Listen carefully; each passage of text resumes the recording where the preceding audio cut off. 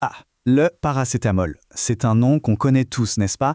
C'est l'un des médicaments les plus utilisés et les plus fiables au monde contre la douleur et la fièvre. On en a presque tous une boîte à la maison. On pourrait se dire que son utilisation est un jeu d'enfant. Pourtant, derrière cette apparente simplicité, se cachent des règles vraiment essentielles pour l'utiliser en toute sécurité. Alors, c'est parti. Commençons par la règle la plus importante de toutes, celle qui est absolument cruciale pour notre sécurité. Voici le point clé à comprendre. Le paracétamol est un peu un maître du déguisement. Il ne se trouve pas que dans les boîtes étiquetées paracétamol. C'est en fait l'ingrédient actif de très nombreux médicaments disponibles sans ordonnance. Et c'est là que les choses peuvent se compliquer. On peut prendre un médicament pour un rhume, puis un autre un peu plus tard pour un mal de tête, sans réaliser qu'en fait, on prend 2 fois le même principe actif. On double la dose, sans même s'en rendre compte. Et le danger, il est bien réel. En prenant plusieurs produits qui contiennent du paracétamol en même temps, on court le risque de faire un surdosage dangereux, et ça de manière complètement accidentelle. Un surdosage, qu'est-ce que c'est, au juste? Eh bien, c'est simple, c'est quand on dépasse la dose maximale autorisée. Et avec le paracétamol, le risque principal, il est sérieux, des dommages graves pour le foie. C'est vraiment le point à ne jamais oublier. Maintenant, voyons les cas où il faut être encore plus prudent. Pour certaines personnes, l'avis d'un médecin avant de prendre du paracétamol n'est pas une option, c'est une obligation. Il faut bien regarder cette liste. Si une personne se trouve dans l'une de ces situations, comme par exemple un déficit en G6PD, qui est une maladie génétique, ou si elle pèse moins de 50 kg, il est impératif d'en parler à un médecin ou un pharmacien avant toute prise. Eux seuls sauront donner le bon conseil.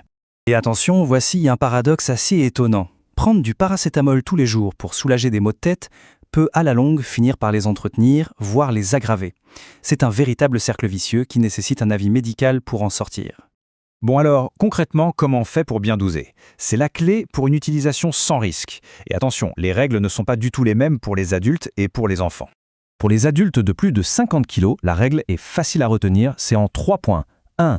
On prend 500 mg à 1 g maximum par prise. 2. On attend au moins 4 à 6 heures entre chaque prise. Et 3. Le plus important, on ne dépasse jamais 4 g sur 24 heures. Pour les enfants, attention, on change complètement de logique. On oublie l'âge. La seule chose qui compte pour déterminer la bonne dose, c'est le poids. C'est la seule méthode qui soit vraiment sûre et efficace. Ce tableau illustre bien le principe. Plus l'enfant est lourd, plus la dose augmente. Mais attention, ce n'est qu'un guide. La seule référence fiable, c'est la notice du médicament et l'outil de dosage qui est fourni dans la boîte, comme la pipette ou la cuillère mesure. Le message à retenir est donc on ne peut plus clair. Pour un enfant, on lit la notice, on utilise le système de dosage fourni et au moindre doute, à la moindre question, on ne prend aucun risque, on demande conseil à son pharmacien. Parlons maintenant de ce qu'il faut éviter. Parce que même si le paracétamol est un médicament très courant, il ne fait pas toujours bon ménage avec d'autres substances. L'association paracétamol et alcool, par exemple, est fortement déconseillée. Pourquoi? C'est simple. L'alcool et le paracétamol sont tous les deux traités par le foie. Les combiner, c'est imposer une double charge de travail au foie, ce qui augmente le risque de toxicité. Il est aussi absolument crucial de signaler la prise d'autres médicaments. Si une personne prend des anticoagulants, certains antibiotiques ou des traitements pour l'épilepsie par exemple, il faut impérativement le dire à son médecin ou pharmacien avant de prendre du paracétamol. C'est un détail, mais il a son importance. Si des analyses de sang sont prévues, il faut savoir que la prise de paracétamol peut fausser certains résultats, notamment le taux de sucre dans le sang et le taux d'acide urique. Mieux vaut le signaler. Abordons maintenant des questions que beaucoup de gens se posent, notamment sur la grossesse, l'allaitement et les effets secondaires possibles. Les recommandations officielles sont claires. Pendant la grossesse, l'utilisation est possible si c'est vraiment nécessaire, mais avec une règle d'or, la plus petite dose efficace et pour la durée la plus courte possible. Durant l'allaitement, son usage est possible aux doses habituelles. Concernant les effets secondaires, il est important de souligner qu'ils sont rares. Il peut s'agir de réactions sur la peau, comme une rougeur, ou de troubles digestifs.